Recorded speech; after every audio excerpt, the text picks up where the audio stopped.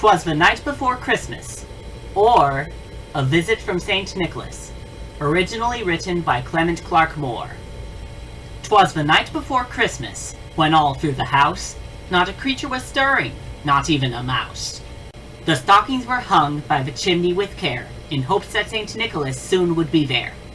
The children were nestled all snug in their beds, while visions of sugar plums danced in their heads, and Mama in her kerchief, and I in my cap, had just settled our brains for a long winter's nap, when out on the lawn there arose such a clatter. I sprang from my bed to see what was the matter. Away to the window I flew like a flash, tore open the shutters, and threw up the sash. The moon on the breast of the new-fallen snow gave a lustre of midday to objects below, when what to my wondering eyes did appear but a miniature sleigh and 8 tiny reindeer, with a little old driver so lively and quick, I knew in a moment he must be Saint Nick.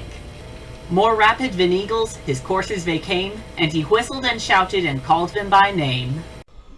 Now Dasher, now Dancer, now Prancer and Vixen, on Coppet, on Cupid, on Donner and Blitzen, to the top of the porch, to the top of the wall, dash away, dash away, dash away all.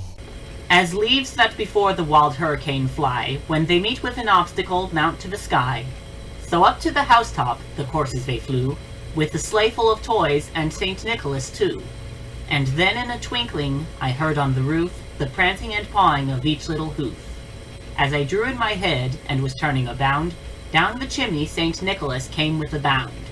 He was dressed all in fur from his head to his foot, and his clothes were all tarnished with ashes and soot. A bundle of toys he had flung on his back, and he looked like a peddler just opening his pack. His eyes, how they twinkled, his dimples, how merry!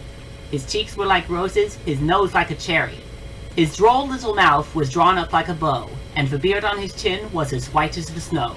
The stump of a pipe he held tight in his teeth, and the smoke had encircled his head like a wreath. He had a broad face, and a little round belly, that shook when he laughed like a bowl full of jelly.